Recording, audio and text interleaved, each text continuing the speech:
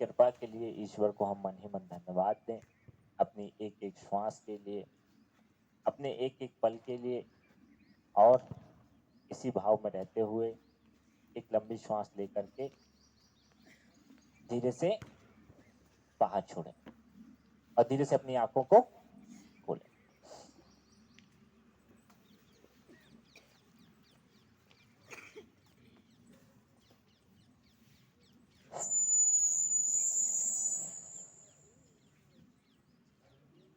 सभी को happy healthy life.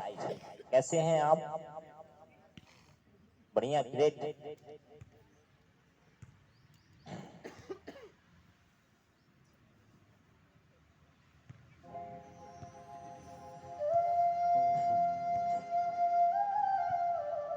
सभी ग्रेट हैं?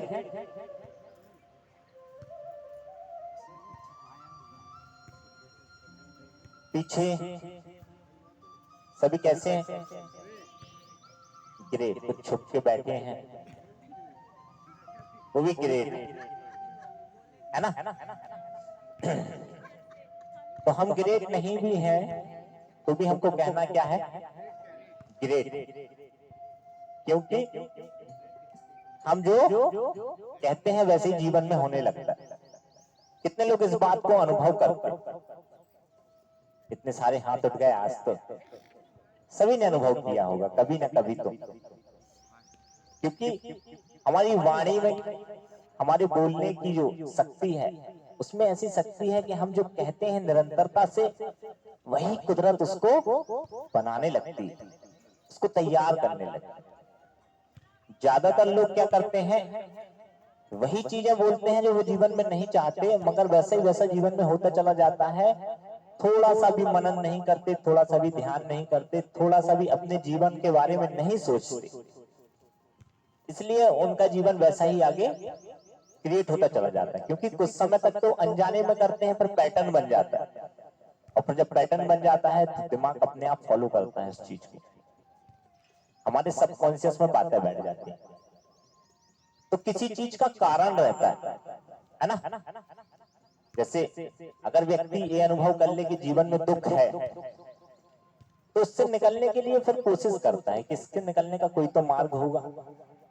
अगर वे इस चीज को देख ही नहीं पाए जीवन में कि जीवन में दुख है, तो वे कभी निकलने की कोशिश ही नहीं करेगा।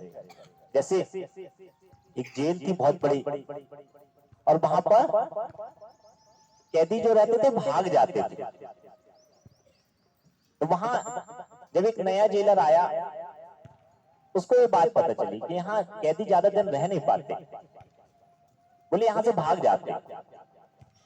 तो उसने सोचा कि कुछ तो कारण होगा क्यों भाग जाते। तो उसने प्रोसेस को फॉलो किया। बोले यहाँ की प्रोसेस क्या है? बोले जब कोई कैदी आता है ना तो उसको पूरी जेल घुमाई जाती है कि देख तू इतनी बड़ी जेल में रहने वाला है, इसलिए तेरे को परेशान होने की जरूरत नहीं। तो बोले जब वो उसको पूरी जेल घुमा दी जाती है तो बैठा बैठा यही सोचता रहता है कि मैं कहां से निकल जाऊं, कैसे निकल जाऊं। उसके दिमाग में यही प्लानिंग चलती रहती है। तो उसने कहा ये जो प्रोसेस थी इसको बंद किया जाए,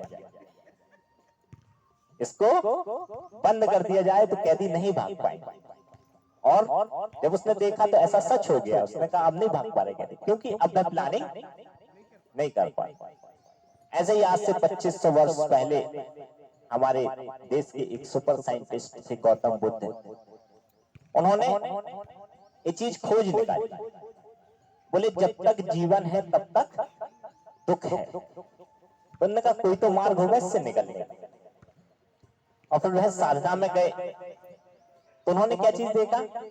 उन्होंने कहा इंसान जो है सारा जीवन दुख के बीच अंदर डालता रहता है, कभी मनचाही नहीं होती, कभी अनचाही होती है। और दोनों कंडीशनिंग में क्या होता है? अंदर दुख, बेचैन, व्याकुल। तो क्या होता है? बाहर दुख ही दुख निर्मित होता है उसके जीवन में। तो उन्होंने ये चीज समझी और उन्होंने बोला कि जो जहां दुख आप बना रहे हैं वहां पर दुख को क्या करो? बंद करो। बना रहा वहां साक्षी हो जाओ। जिन संवेदनाओं में आप दुख निर्मित कर रहे हो, उनको देख के अवरोध उत्पन्न कर रहे हो, उससे क्या हो जाओ? उसको वहां साक्षी भाव से देखना सीख जा। तो धीरे धीरे